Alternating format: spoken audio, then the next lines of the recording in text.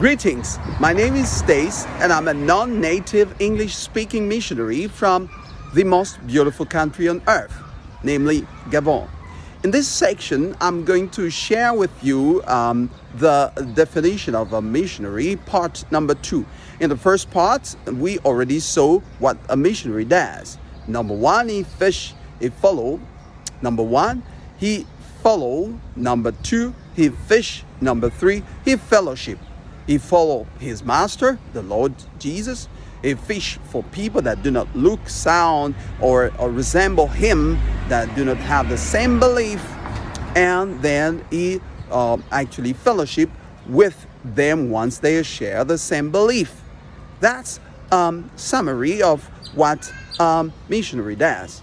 But mainly a missionary is also one that is preaching the gospel, that is sharing the gospel wherever he goes, or in a definition, in a defined geographic area. For instance, I am sharing the gospel in Gabon, my lovely country. Where do you share the gospel? You are a missionary where you are at right now. But now I want to take you a step further and talk about the term gospel, which is one of the most confusing terms, which is one of the most confusing terms on earth, and when it comes to religious terms. When I grew up, I used to think that the gospel is a musical genre, like a music style. You know, we used to listen to music from America, and then the gospel, church music, and people singing with beautiful voices, a cappellas, etc. That's what I thought the gospel was. But this is not the gospel. I grew up and I discovered that the gospel is not just singing songs. I know we have gospel music. I know we have awards for the best gospel artist and the best gospel everything, but that's not the gospel. What is the gospel? The gospel is simply a good tiding or a good news, and I'm going to share with you this good news in a short while. But in the meantime, let's appreciate this good news in a better way by knowing what good is in that good news. You know, to know the good, you must have certainly been in a bad position. If something is good, it means you were bad. If something is better, it means you were good. So we call it the good news. It means you were in a bad position. I believe if the world was sick with pneumonia or coronavirus, or you name any disease, God would have sent a doctor or a physician, because he can consult you and tell you what's wrong with your body and then prescribe medications or medicines, and then you take those and you are healed or you cured. But God did not send a physician. I believe if the bad news was poverty, which I see in every part of the world, including in my own country, I believe if the bad news was poverty, God would have sent an economist or an entrepreneur or a rich man just to give us lots of money to help us out. But that's not what God did. He didn't send a rich man coming down from heaven with a beautiful suit to provide us with lots of money, and then our problem solved. No.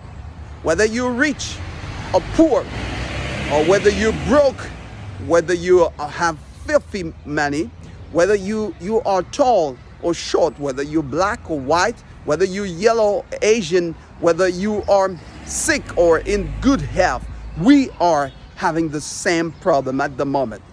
We have a sin problem. This is the real problem. That's why the Lord couldn't send an economist, because you don't have an economic problem. You have a sin problem. The Lord God decided to send someone to help you out of the sin problem.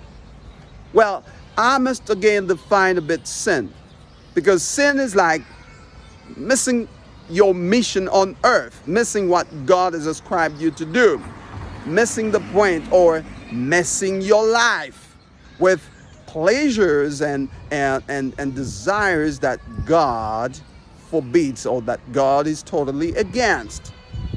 Like lying tongue, like stealing, like maybe addiction to porn, addiction to cigarette smoking, addiction to alcohol, addiction to anything, or to food. There's lots of addiction. These are just the symptomatic manifestation of sin.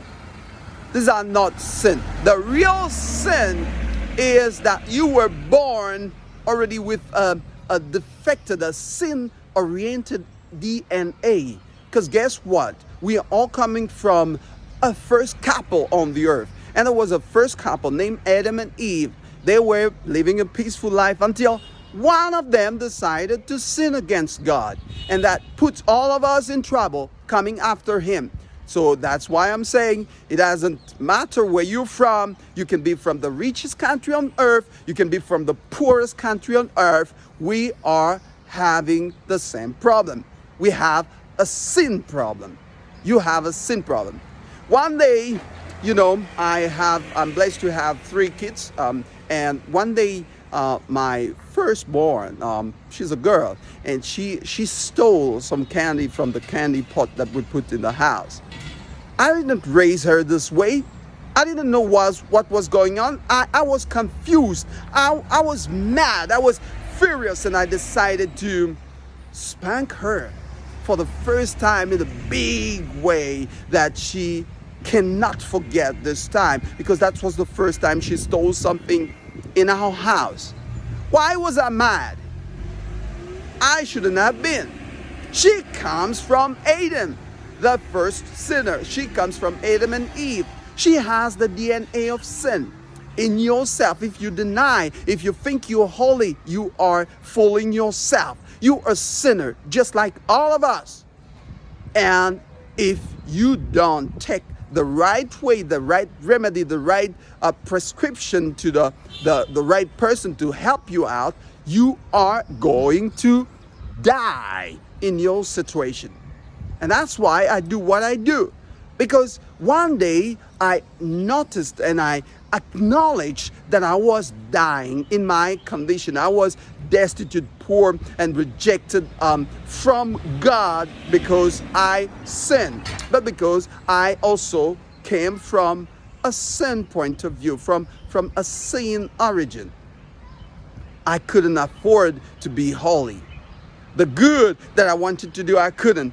The bad thing that I hated, I saw myself doing those. I was sad. I was so regretful, and I lived a bitter life until I asked from God the right help.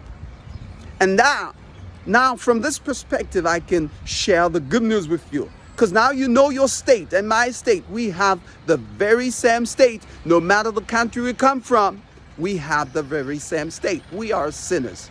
Now we need help. If you are humble enough, you will acknowledge that you need help.